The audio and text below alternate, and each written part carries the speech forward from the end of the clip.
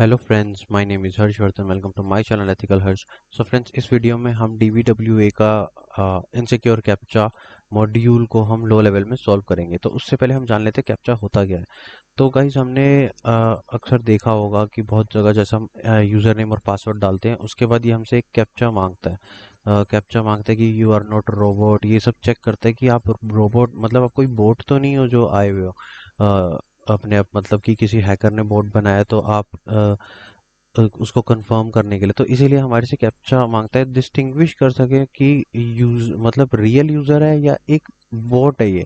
क्योंकि अगर बोट है तो वो बाईपास नहीं कर पाएगा, रियल यूजर है तो वो इसको इजीली सॉल्व कर सकता है कैप्चा को। तो कैप्चा हमारी सिक्योरिटी के लिए होता है, एक किस्म का वेरिफिकेशन कोड लगा सकते हो या एक प्रोग्राम जो कि यूजर और बोट को मतलब डिफरेंशिएट करता है कि ये यूजर है या ये बोट है। ठीक है। अब का इस बात क्या होती है कि हम इसको यूज क्यों करते हैं कि भाई अगर ये कैप्चा ना हो तो क्या हो जाए, तो क्या करेगा। बोट होते हैं हमारे, वो बोट क्या करेंगे, मिलियंस ऑफ रिक्वेस्ट क्या कर देंगे आपकी, मतलब कितने सारे मिलियंस ऑफ अकाउंट बना सकते हैं। क्योंकि कैप्चा तो है नहीं, वो बोट जल्दी जल्दी अकाउंट बनाता रहेगा अपने आप। मतलब एक यूजर कितने बना लेगा एक दिन में, 100 200 300, लेकिन बोट तो उससे कई ज्यादा बना सकता है, 1000 2000 3000। क्योंकि उसको कैप्चा बाईपास करना ही नहीं पड़ा, कैप्चा है ही नहीं तो बाईपास क्या करेगा। तो ऐसे कई सारे फेक अकाउंट बन जाएंगे। तो जिस भी ऑर्गेनाइजेशन पे इतने सारे बनेंगे तो उसको लॉस ही है, क्योंकि उसको इतना स्पेस देना पड़ेगा। तो ऐसे हम ब्रूट फोर्सिंग भी कर सकते हैं। अगर कैप्चा ही नहीं है तो कितनी देर तक ब्रूट फोर्सिंग, 2 4 दिन 5 दिन चलाते चलो ब्रूट फोर्सिंग, एक ना एक दिन तो टूटेगा ही वो पासवर्ड। तो ये हमारे मतलब अगर कैप्चा ना हो तो ये दिक्कत हो जाए।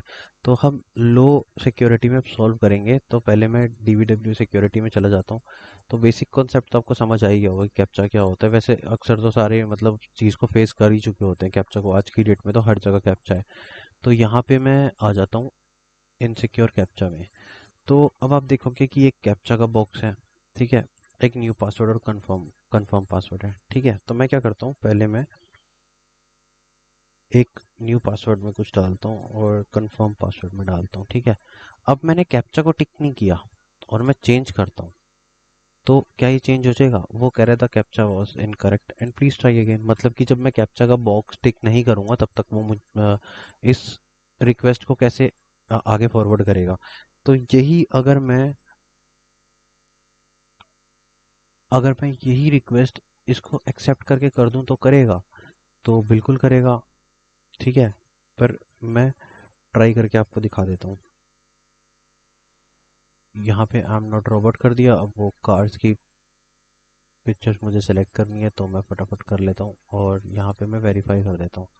अब इसे टिक कर दिया और अगर मैं चेंज करूँगा तो आप देखोगे कि पासवर्ड चेंज हो गया। बस हमें यहाँ पे क्लिक करना है, ठीक है। अगर मैं इसको यहाँ पे चेंज कर देता हूँ तो पासवर्ड चेंज हो गया, ठीक है। मुझे पता चल गया कि कैप्चा काम कर रहा है। अब मैं यहाँ पे क्या करता हूँ, मुझे बाईपास करना है तो उसके लिए क्या करूँगा, मैंने यहाँ पासवर्ड डाला, मेरे को टूल चाहिए बब स्वीट। मैंने इंटरसेप्ट ऑन किया, यहाँ से मैंने प्रॉक्सी को ऑन किया और मैं अब गाइज इसको टिक नहीं करूंगा क्योंकि मुझे इसको बाईपास करना है ना। टिक कर दूंगा तो वैसे ही चेंज कर देगा ये, बट मुझे तो बाईपास करना है तो मैं इसको टिक नहीं करूंगा, मैं इसको क्लिक करूंगा चेंज। अब आप देखोगे यहाँ पे इसने रिक्वेस्ट कैप्चर करी है, ठीक है। और यहाँ पे जैसे कि मैंने कोड आपको समझाया था कि अगर मैं आपको इसको एग्जिट करके मैं आपको कोड समझाता हूँ, ठीक है। व्यू सोर्स कोड में गए और एक बार इसको ऑफ कर देता हूँ। अब यहाँ पे अगर आप कोड देखोगे ना गाइस, तो ये जो पोस्ट रिक्वेस्ट है ये क्या कह रही है कि स्टेप 1, मतलब आपको ये देखना है कि ये जो चेंज है ना, ये कह रहा है कि अगर ये सब इक्वल्स टू 1 हो जाए, मतलब तो कि समझ लो ये रिक्वेस्ट जो है बाईपास हो गई। मतलब कि ये जब चीजें हो जाएगी तो वो इक्वल्स टू 1 कर देगा। मतलब ये कंपेयर कर रहा है, चेक कर रहा है कि ये सब इक्वल्स टू 1 है तो ट्रू है, तो ये पूरा एग्जीक्यूट हो जाएगा कोड। उसके बाद यहाँ पे ये जो चीज़ है ये स्टेप सेकंड को मतलब सेकंड की तरफ पॉइंट कर रहा है कि इक्वल्स टू 2 है, तो समझो ये काम कर रहा है।